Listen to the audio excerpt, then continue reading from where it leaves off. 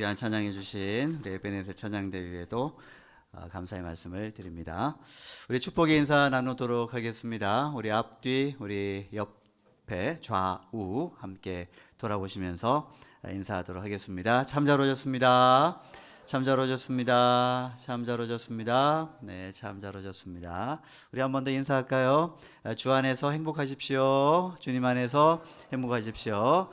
네, 주님 안에서 행복하십시오. 네. 여러분들이 서로에게 행복의 조건이 되어졌으면 좋겠습니다. 바라만 봐도 좋고, 바라만 보면 너무 행복한 그런 공동체가 되어졌으면 좋겠습니다. 기도하겠습니다. 하나님 아버지, 감사합니다. 저희들에게 이 귀한 또 주일 아침을 허락하여 주시고, 오늘 이 예배를 통해서 주님께 영광 돌리게 하심을 감사를 드립니다. 아버지 하나님, 이 시간 저희들에게 들려주시는 주님의 말씀, 선포되어지는 말씀이 우리의 귀에, 그리고 우리의 마음에, 우리의 가슴판에 잘 새겨지게 하여 주옵시고, 하나님, 이 말씀대로 살아가겠습니다 라고 순종하며 결단하며 나아갈 수 있는 저희 모두가 될 수 있도록 인도하여 주옵소서. 예수님의 이름으로 간절히 기도드립니다. 아멘. 혹시 여러분 태어나셔서 이 질문 한번 해보셨습니까? 아마 옛날이었을 가능성이 아주 많습니다. 나는 누구인가? 나는 어디서 왔나? 나는 왜 태어났지? 나는 어디로 가야 되고? 나는 어떻게 살아야 되지? 이 질문을 해보신 적 있으십니까? 네, 기억이 안 나죠? 다 했습니다. 안 하면 인간이 아닙니다. 발달 전문가들에 의하면 이 질문은 뭐 이렇게 표현이 되든 아니면 마음속으로만 가지고 있든 이런 의문은 사람이라면, 사람으로 태어났다면 누구나 이런 과정, 질문을 하게 되어지는 과정을 거친다는 얘기입니다. 그래서 인생에서요, 한 번쯤은 모든 사람들은 철학자가 됩니다. 네, 여러분 이미 철학자가 되신 경험이 있습니다. 다 나는 누구인가? 나는 어디서 왔는가? 나는 어디로 가는가? 나는 어떻게 살아야 되는가? 네. 이 아침에 철학자들이 되셨던 여러분들의 얼굴이 네, 막 진지해지려고 그럽니다. 네.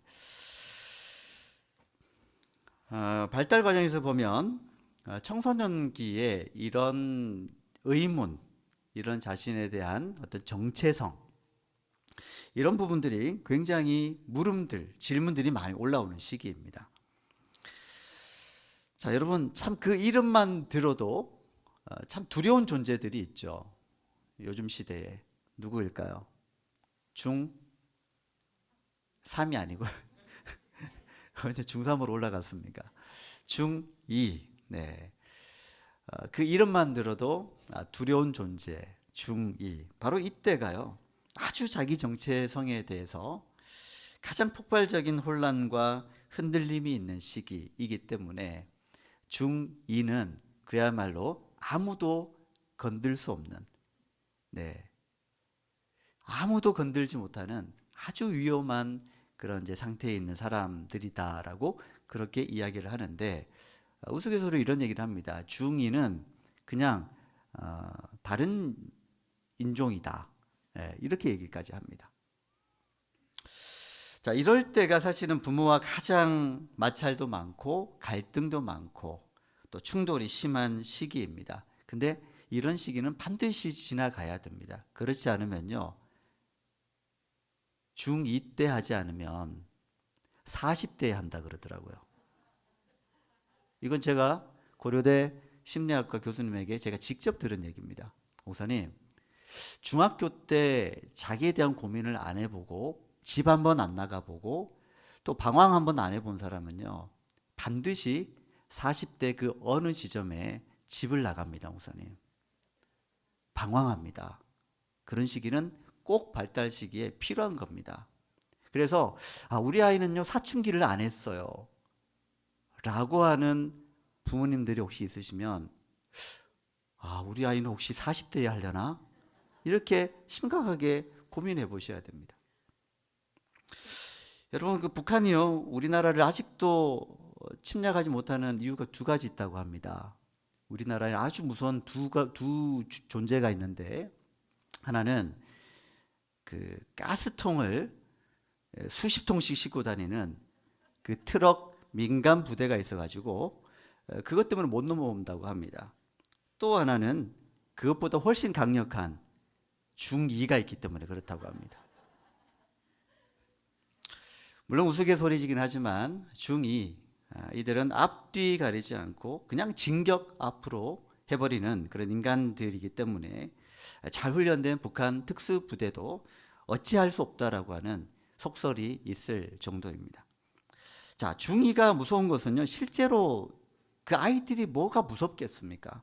그렇게 진짜로 무서운 게 아니라 내면에서 자기의 정체성을 찾아가는 데 있어가지고 이때가 그 어느 때보다도 가장 에너지가 넘치고 폭발적인 시기이기 때문에 그렇습니다.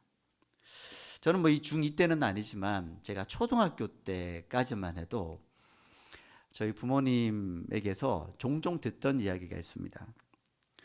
뭐 어떤 맥락에서 그런 말씀하셨는지 기억은 안 나지만 그 말씀하셨던 내용은 기억이 납니다. 야, 너는 저기 굴다리에서 주워왔어. 야, 너는 저기 감자바위에서 주워온 애야. 이렇게 말씀하시더라고요. 요즘 그렇게 얘기했다가는 큰일 나죠. 근데 그때는 그게 얼마나 진심으로 느껴지는지. 왜냐하면 저는 이제 강원도에서 태어났거든요. 강원도에 나중에 한참 자라고 난 다음에 나중에서 알게 된 사실인데, 제가 살던 그런 어떤 그 동네에 감자바위가 있었다고 하더라고요. 그래서 나는 정말 다리에서 주워왔나, 굴다리에서 주워왔나, 나는 정말 감자바위에서 주워온 인간인가, 내 앞에 있는 지금 부모님이 진짜 나의 참 부모님이 혹시 아닌 건가, 이렇게 의심이 드는 순간이 오더라고요. 그래서 조금 힘들었을 때 제가 한 번은 우리 부모님이 진짜 부모님이 아닌가 보다, 나는 참 부모님을 찾아 떠나야 할 때가 왔구나, 이렇게 생각을 하면서 그 오후에 어느 시간에 내가 이럴 바에는 진짜 부모님을 찾아 나가야 되겠다 싶어서 집을 떠날 생각으로 집을 나왔습니다. 진짜로 집을 나왔습니다. 그냥 맨몸으로 한번 가보자. 어디론가 가면 우리 부모님이 진짜 부모님이 있겠지 하고 이렇게 터벅터벅 걸어서 집을 나왔습니다. 제가 살던 동네는 조금만 나가면은 정말 지금은 뭐 아주 높은 빌딩이, 고급 빌딩, 아파트 많이 들어서 있지만 그때만 해도 다 논밭이었거든요. 저 어딘가에 가면 부모님이 있을 것 같아요. 그때 무슨 생각으로 그렇게 했는지 모르겠는데, 그래서 그곳을 향해서 계속 걸어갔습니다. 길도 잘 모르지만. 근데 가다가 제가 다시 돌아왔습니다. 한 2시간, 3시간쯤 갔을까요? 왜 그랬냐면 추운 거예요. 야, 이렇게 가다가는 내가 부모님 찾기 전에 얼어 죽거나 굶어 죽겠다. 참 힘들었던 게 춥고 배고픈 게 힘들더라고요. 그래서 따뜻한, 그래도 내 부모님이 아닐지라도 그래서 집에 가면 따뜻한 집이 있고 방이 있고 그리고 밥을 주지 않냐. 그래서 그냥 집으로 다시 돌아갔던 기억이 있고 다시는 나오지 않았습니다. 여러분, 자기를 찾아가는 시간은요, 인간이라면 누구나 필요합니다. 우리가 믿음으로 살아갈 때도 마찬가지입니다. 우리가 영적으로 새롭게 태어났는데 우리가 누구인가?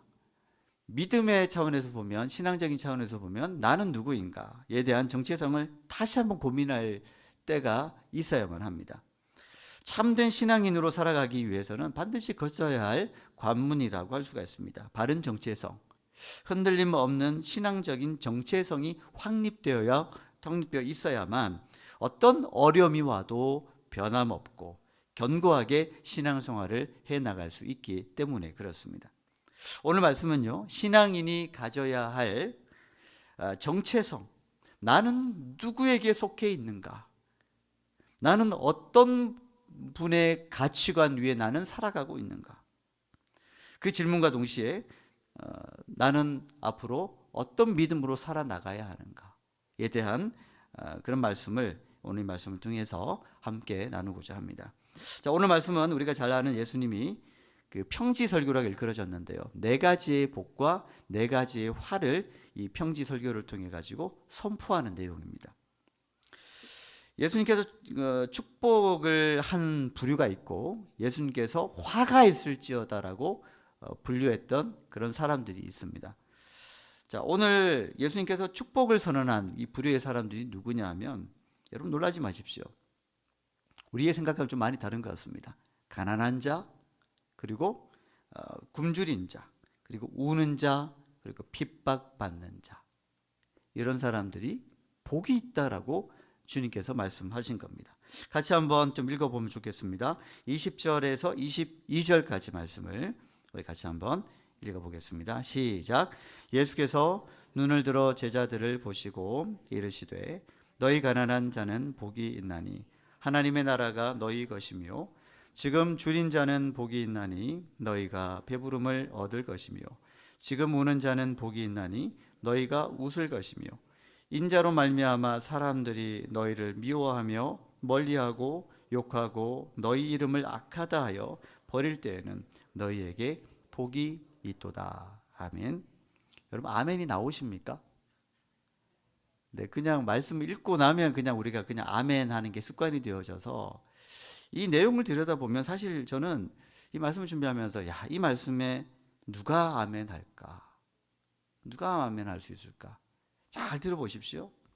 지금 이 네 가지 예수님이 복 있다라고 선포하셨던 네 부류의 사람들이 있죠. 자, 이 사람들이 여러분 이렇게 살고 싶으십니까? 가난하게, 배고프게, 늘 우는 일만 생기고 사람들에게 미움받고 핍박받는다. 그렇게 살고 싶으십니까? 근데 그 사람들이 복이 있다고 하던데요, 예수님이. 근데 그렇게 살기는 싫죠. 자, 오늘 이게 우리에게 지금 굉장히 우리에게 부딪힌 하나의 갈등 구조라고 할 수가 있습니다. 이렇게 살기 싫은데 왜 이것을 예수님은 이런 사람들을 복되다라고 말씀하시지? 의문이 생기지 않을 수가 없습니다. 여러분, 가난한 상황, 굶주림이 있는 상황, 매일 우는 일만 생기는 삶, 고달픈 일상, 미움받고 또 소외받고 욕을 먹는 상황이 있다는 것이 이게 기쁜 일인가요? 괴롭지 않겠습니까? 정상적인 사람들이라면 이런 상황에서는 그저 힘들기만 하고 얼굴에는 웃음기가 싹 사라지고 짜증나고 화도 나고 우울해지고 자기 한탄할 수밖에 없고 세상 말로 하면 정말 팔자 타령할 수밖에 없는 그런 상황이지 않겠습니까? 그런데 오늘 예수님이 이런 상황에 있는 사람들에게 복이 있다라고 소망을 주시는 말씀을 하고 있습니다. 가난한 사람들은 복이 있다. 왜냐하면 하나님의 나라가 너희의 것이기 때문이다라고 선포하고 있습니다. 지금 굶주리는 사람들도 복이 있다. 왜냐하면 너희가 장차 배부르게 될 것이기 때문이다라고 말씀하고 있습니다. 지금 우는 사람들은 복이 있다. 왜냐하면 너희가 장차 웃게 될 것이기 때문이다라고 말씀합니다. 사람들이 나로 인하여 너희를 미워하고 따돌리고 모욕하고 너희 이름을 악하다고 내쫓으면 이것도 복이 있다라고 말씀합니다. 오히려 이들을 향하여서는 예수님이 뭐라고 말씀하시냐면 특별하게 말씀하시는데 그러한 날에는 즉 너희를 미워하고 욕하고 또 너희들을 핍박하면 그러한 날에는 기뻐하고 뛰어놀라. 여러분 표정 보니까 예수님이 어떻게 저렇게 말도 안 되는 소리를 말씀하셨을까 싶은 그런 표정인데요. 예수님이 그렇게 말씀하셨어요. 왜냐하면 하늘에서 상이 크기 때문이다 라고 말씀을 하신 겁니다. 그런데 반면에 그러나라고 시작하고 있죠. 부요한 사람, 지금 배부른 사람, 지금 웃는 사람, 지금 모든 사람에게 칭찬받는 사람, 이런 사람에 대해서는 화를 선포하셨습니다. 화가 있을지어다. 그렇게 매정하게 선포하고 계십니다. 여러분 이상하지 않습니까? 보통 사람들이라면 이렇게 생각하지 않습니다. 보통 사람들이 생각하는 가치관과 예수님이 지금 말씀하는 이 신앙의 가치관은요, 굉장히 충돌하고 있습니다. 가난하고 굶주리고 애통하며 고난을 받는 것은, 미움을 받는 것은 그 자체가 요즘 말로 하면요, 극혐에 가깝고요, 그야말로 비추입니다. 알아들으셨습니까? 예, 알아들으셨으면은 요즘 사는 시대에, 요즘 시대에 사시는 분들 많습니다. 요즘 젊은 사람들이 이런 얘기를 많이 쓰더라고요. 정말 이거는 피하고 싶은 것들이죠. 추천하고 싶지 않습니다. 세상 사람들은요, 한결같이 가난과 굶주림과 애통과 고난은요, 피하려고 합니다. 세상 사람들은요. 그런데 믿음의 사람들인 우리도 그런 것들을 피하려고 하고 있습니다. 즐겁지 않습니다. 괴롭습니다. 가능하면 이렇게 살지 않으려고 합니다. 그래서 신앙생활을 하려고 한다라고 얘기를 합니다. 근데 성경을 정확히 들여다보면 우리가 신앙생활을 하게 되면 오히려 이런 삶에 많이 노출될 수 있다라고 하는 거예요. 사람들은요, 그렇습니다. 칭찬받기 좋아하고요, 늘 웃기를 바라고요, 늘 배부르기를 바라고, 늘 형통하고 늘 부하게 살기를 바랍니다. 그리고 이것을 사람들은 복이라고 생각하고, 교회에서 신앙생활을 하고 있는 우리들도 이런 생각을 크게 벗어나지 않고 가지고 있습니다. 근데 예수님은요, 정반대의 말씀을 하고 계시는 거예요. 오늘 이 말씀을 정말 잘 들으셨으면 좋겠습니다. 예수님 말씀하시는 게 이겁니다. 너희가 그동안 생각해왔던 복이 화가 될 것이고, 너희가 그동안 생각했던 화가 복이 될 것이다 라고 말씀하고 있는 겁니다. 굉장히 모순어법이죠. 여러분, 예수님 말씀하시는 신앙적인 기준, 가치는요, 세상의 것과는 확연하게 구분이 되고 반대의 입장이 있습니다. 전혀 다릅니다. 자, 그러면 이 말씀이 지금 우리에게는 어떤 의미가 있을까요? 여러분, 우리는 지금요, 예수님을 잘 믿고 따르는 사람이라고 자처할 수 있습니다. 우리는 나름 믿음 생활 잘하는 사람이라고 자부할 수도 있습니다.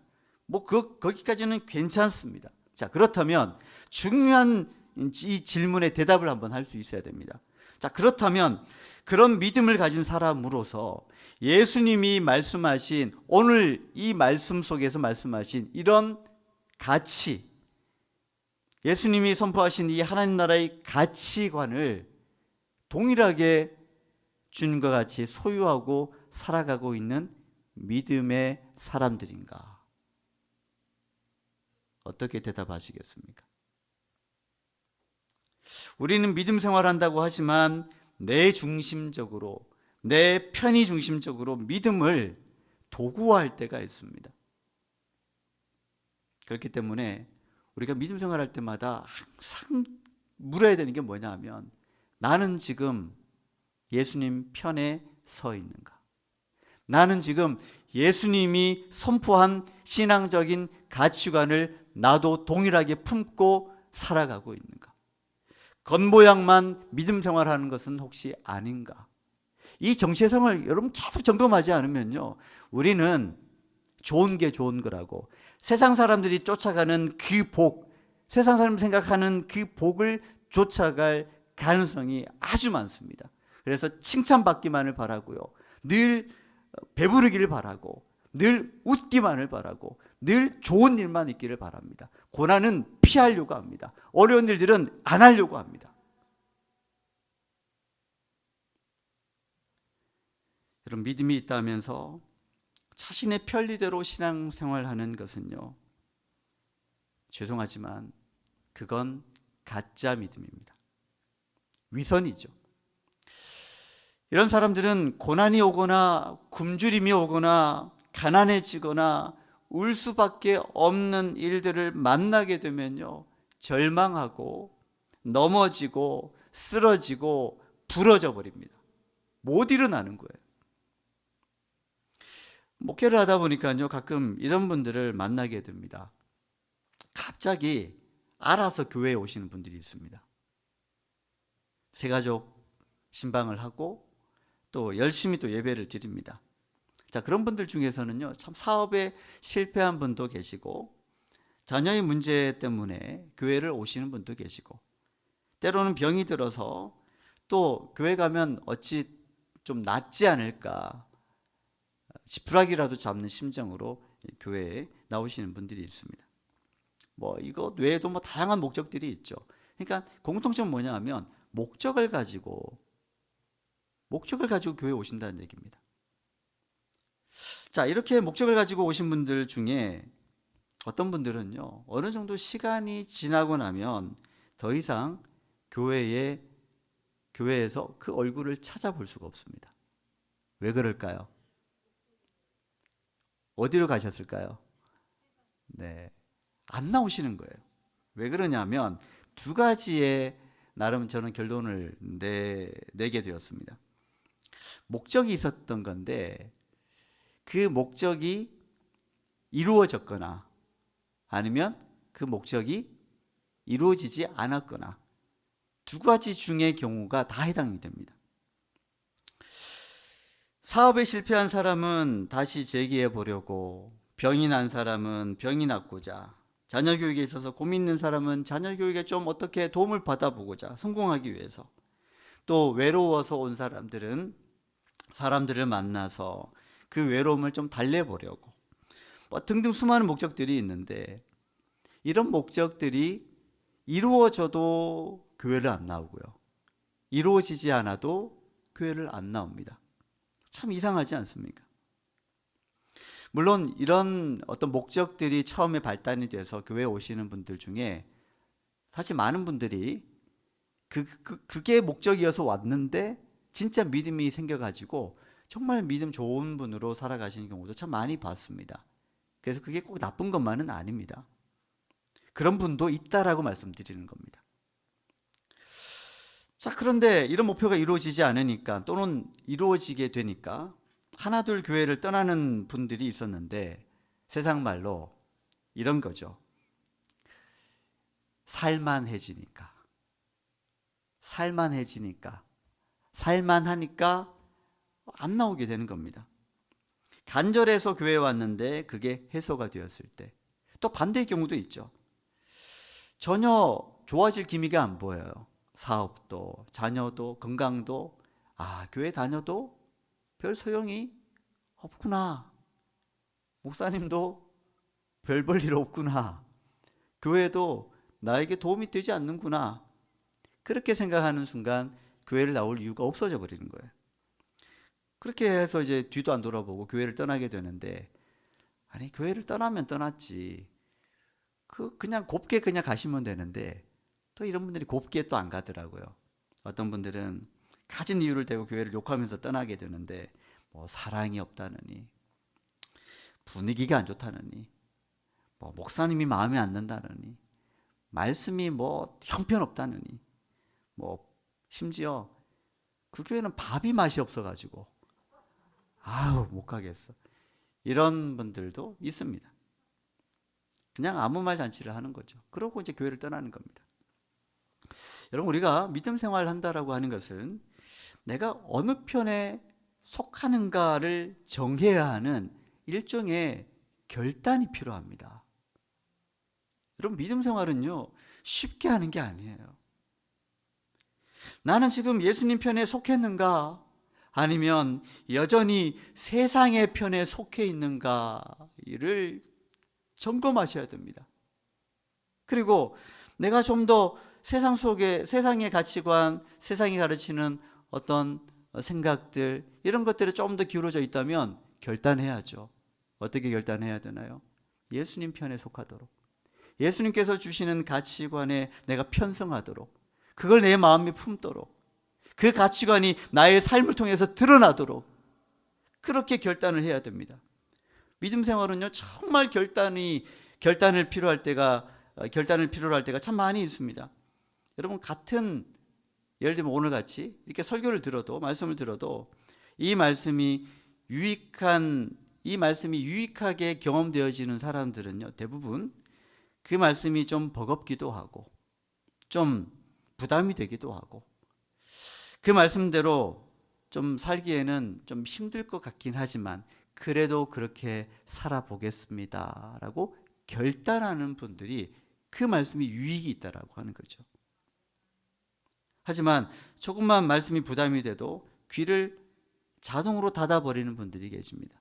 근데 참 하나님이 얼마나 우리 귀를 참 아름답게 만드셨는지, 그래도 문은 안 만들어 놓으셨어요. 이게 자동으로 만약에 닫히는 어떤 구조로 되어 있다 그러면 지금 귀가 척척척척 닫히는 소리가 날 수도 있다라고 생각을 하면, 야, 하나님 그렇게 안 만드셨으니 참 다행이다. 그래도 우리가 위장은 할 수 있잖아요. 듣는 척. 근데 여러분, 귀로만 말씀을 들으면요, 결국은 본인의 손해입니다. 말씀은요, 귀로 듣는 게 아닙니다. 말씀은 가슴으로, 말씀은 마음으로 들어야 됩니다. 그래야 이 말씀이 우리에게 머무는 거예요. 머물 때 우리의 삶에 영향을 끼칩니다.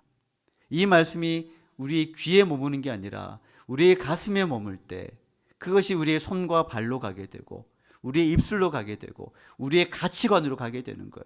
그래야만 우리의 가치관이 바뀌고 우리의 손발이 바뀌고 우리의 마음이 바뀌고 우리의 언어가 바뀌는 거예요.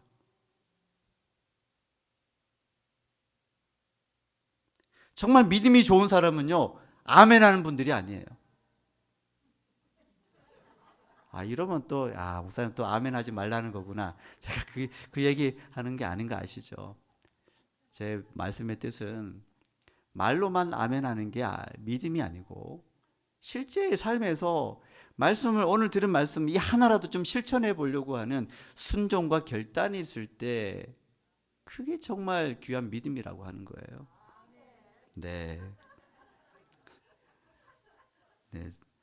제가 의도한 그 말씀을 잘 이해하셔서 참 감사드립니다. 여러분, 마음으로 듣지 않으면요, 변화가 없어요.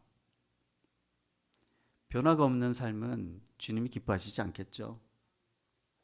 여러분, 예수님이 말씀하신 이 신앙의 가치, 이것을 추구할 수 있도록 그렇게 주님의 도구로 평생 쓰임 받는 삶이 되어지도록 우리가 그렇게 결단하지 못한 채 그냥 교회만 왔다 갔다, 일주일에 딱 한 번 듣는 말씀인데도 잘 제대로 듣지도 못하고 그냥 그렇게 살아가다 보면요, 주님의 도구로 쓰임받는 교회는 전무할 것이고요, 그냥 그렇게 그럭저럭 교회 생활하다가 겨우 그냥 구원받는 수준으로 이 땅에서의 삶을 마무리할 가능성이 아주 많이 있습니다.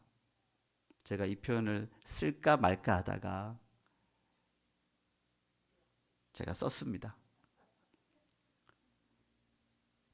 제가 지금까지 좀 했던 표현들 중에는 조금 강할 수 있는데 어떤 분에게는 마음을 좀 찌를 수 있는 표현이기 때문에 이 표현을 할까 말까. 왜냐하면 이건 저에게도 해당되는 이야기거든요. 그냥 그럭저럭 이 땅에서 믿음 생활 하는 척하고 살아가다가 어쨌든 예수를 믿는 믿음으로 구원을 받을 수는 있겠지만 그 이상 뭐가 있다는 얘기인가요? 예수님이 우리로 하여금 그렇게 그냥 죽고 나면 그냥 천국 가는 그 구원받는 거, 그것만을 위해서 예수님이 이 땅에 오셔가지고 십자가에 달려 돌아가셨을까요? 그렇지 않은 것 같습니다. 여러분, 오늘 이 말씀을 통해서 여러분에게 이 말씀이 도전이 되었으면 좋겠습니다. 나는 어느 편에 속해 있는가? 예수님이 말씀하신 그 가치관에 나는 편승해서 지금 살아가고 있는가? 예수님이 말씀하신 그 가치에 내 마음을 두고 내 그 가치관을 내 마음속에 두고 그렇게 행하면서 나는 지금 살아가고자 하고 있는 건가? 아니면 아직도 내 자신의 아집과 고집, 외골수적인 가치관으로 그것이 마치 믿음 좋은 것인 것처럼 생각하고 그냥 믿음 좋은 것 같이 흉내만 내고 좀 살아가고 있는 것은 아닌가? 여러분 한번 고민해 보실 수 있기를 바랍니다. 여러분, 사람은요 익숙해지기 쉽습니다. 지금 열심히 하고 있는 것도 그냥 열심히 살다 보면 그게 믿음이 좋은 것 같은데, 그럴 때마다 자신을 돌아봐야 돼요. 이 열심은 누구를 위한 열심인가? 이 열심은 주님이 기뻐하시는 열심인가? 아니면 나를 위한 열심인가? 생각해 보셔야 됩니다. 나는 진정 예수님 편에 속해 있는가 물으시면서 주님의 가치관, 말씀을 통해서 우리에게 가르쳐 주신 그 신앙적인 가치관들을 계속해서 여러분 마음속에 담아두시고, 그 가치관이 여러분의 입술을 통해서, 여러분의 손발을 통해서, 여러분의 행동을 통해서 나타날 수 있기를 바랍니다. 저는요, 여러분들이 이렇게 만나보면 어떤 신앙적인 가치관이 있구나라는 것을 저는요 거의 단박에 압니다. 제가 점쟁이는 아니지만 그 영적인 느낌이라는 게 있거든요. 이분은 아직까지 말씀에 근거한 신앙적인 가치관이, 신앙생활은 오래 했지만은 그 신앙 믿음의 그 성경적인 가치관이 아직 없구나, 이런 걸 많이 느끼게 되거든요. 그래서 제가 이 설교를 통해서, 여러분들에게 말씀을 통해서, 또 여러 사역을 통해서 그런 참된 주님께서 말씀하신 성경의 가치관들을 여러분들에게 계속 가르치는 것이고, 그렇게 살아갈 수 있도록 제가 도전을 하는 것입니다. 여러분, 제가 지금은 제 설교문에 없는 내용입니다. 제가 앞으로 설교할 때도요, 저는 여러분들에게 좋은 말만 하진 않을 겁니다. 축복만을 선포하지는 않을 겁니다. 형통할 것이다라고만 하지는 않을 겁니다. 은혜를 분명히 말씀을 드릴 텐데요, 저는 여러분들이 정말 하나님 나라의 사람으로서 참된 신앙적인 가치관을 가지고 살아갈 수 있도록, 저는 여러분들이 조금 아프더라도 때로는 좀 찌르는 말씀도 할 겁니다. 그렇게 우리가 변하거든요. 그렇지 않으면 우리는 그냥 그럭저럭 그냥 이 땅에서 교회 생활 잘하다가 간신히 구원받는 삶을 살아가게 된다면 그건 저도 부끄러운 일이고 여러분도 부끄러운 일입니다. 여러분, 우리가 주님께서 말씀하신 신앙적인 가치는요, 반드시 우리의 입술에서 드러납니다. 우리의 말에서 드러나고요, 우리의 행동에서 드러나고, 우리의 가치관에서 드러나게 됩니다. 여러분, 주님처럼 수준 있는 그런 신앙적인 가치관을 구현하면서 살아갈 수 있는 신앙인이 되어질 수 있기를 바랍니다. 저 여러분들이 그런 도전을 가지고 함께 열심히 신앙생활해서 성숙한 믿음의 사람으로 계속 자라갈 수 있는 저 여러분들 되실 수 있기를 주님의 이름으로 축복합니다. 기도하겠습니다. 하나님 아버지, 우리가 신앙생활 하면서 우리가 가지고 있는 경험, 내가 생각하는 것, 이런 것들이 신앙의 기준이 될 때가 참 많이 있었음을 다시 한번 고백하며 저희들이 이 잘못을 회개하오니 용서하여 주옵소서. 주님, 오늘 말씀하신 것처럼 주님께서 말씀하신 신앙적인 가치, 하나님 나라의 가치, 믿음의 사람들의 가치를 우리가 마음에 품고 그 말씀이 우리 마음 가운데 머물러서 이 말씀대로 살아갈 수 있도록, 그것이 우리의 가치관 속에, 우리의 말 속에, 우리의 행동 속에 다 나타날 수 있도록 인도하여 주옵소서. 그래서 간신히 구원받는 정도의 신앙생활이 아니라 주님의 신앙적인 가치관을 구현하며 나아갈 수 있는 주님의 참된 도구가 되어질 수 있도록, 평생 그렇게 쓰임받는 저희들이 될 수 있도록 인도하여 주시옵소서. 예수님의 이름으로 간절히 기도드립니다. 아멘.